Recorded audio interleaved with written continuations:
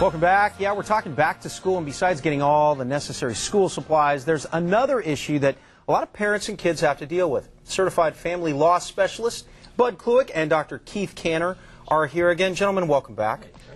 Good to see you. Glad to be here, Greg, particularly at this important time of transition for families back to school. Yeah, this is something a lot of families have to deal with. You know, a lot of kids are away, either out of state or just, with dad for a month, a week, 2 weeks, whatever in summer, and now they're back at home with, mom or dad and the rules that they were under. What are the legal issues that they're dealing with here?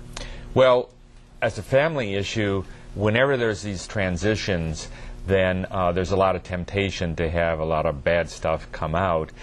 Because understand, let's say they're returning from an out-of-state parent or going on vacation with the other parent.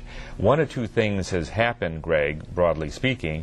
They either didn't have a good time, in which case there's a great temptation for the other parent to say bad things. Yeah, this just shows you how bad your dad is or how bad your mom is or how messed up they are. Trashing the other parent. Yeah, or alternatively, they had the best time ever, in which case there's a great temptation to try to pull them down and say, well, they were on their best behavior, but they're really the devil or whatever. And actually, as we were talking in the green room, there was actually some reference to this issue in a very popular movie that's out now called Funny People.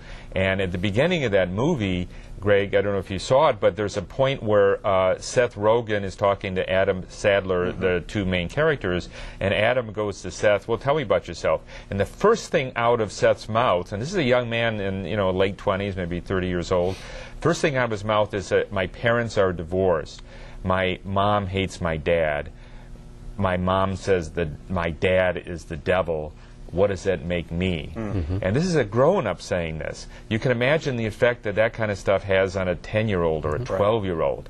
And my point is, at times of transitions, like coming back from a vacation with the other parent, is where there's the greatest kind of temptation to say those kind of things. And Dr. Kanner, this is common, right? Yeah, this happens, Greg, and it's one of these things that this time of year, we've got two things going on for kids. We've got going back to school, which is a huge transition anyway, and then oftentimes with custody issues, you've got more time with parents typically over the summer than not. So for the kids, it's a mourning process, and typically when they're with their parents over the summer a little bit longer, so to speak, it's always ambivalent. It's not great or terrible, it's both, but kids like to kind of defend against the bad stuff by saying things were very good.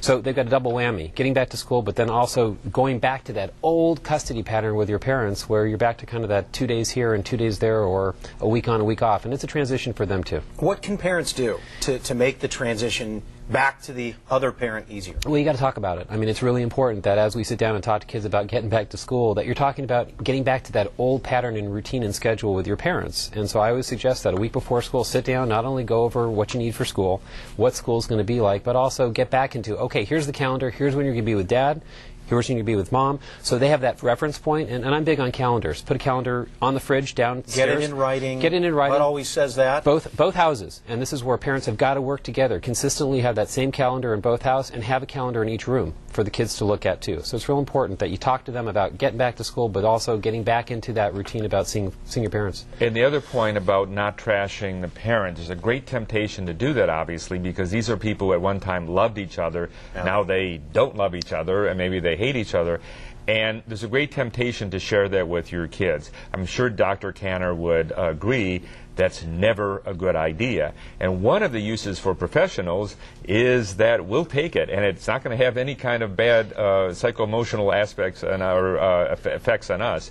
And so if you really feel compelled to say something negative about your ex-spouse, call up your attorney, and maybe we can actually go to court and do something about it if it's bad enough or if it's weird enough. Leave the kids out of it. Yes, leave the kids out of it. Or similarly, talk to your mental health professional about it. Don't involve your children. A bottom line I always say to parents is, look, whoever throws the punch, you're going to lose. So if you start saying negative things about your spouse, it will come back and it will haunt you. Don't do it. Keep it to yourself.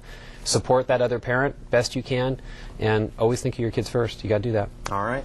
Well, if you want to get a hold of Bud, if you have some family law issues that you still need to sort out, there you see the address, the phone number, the website on your screen, 619-448-6500 or familylawsandiego.com. Gentlemen, thanks for coming in. Always informative. All right. All right. Great. Good to Dr. see you. Cantor, good to see you. All right. And of course, for more information, go to our website, san diego6.com.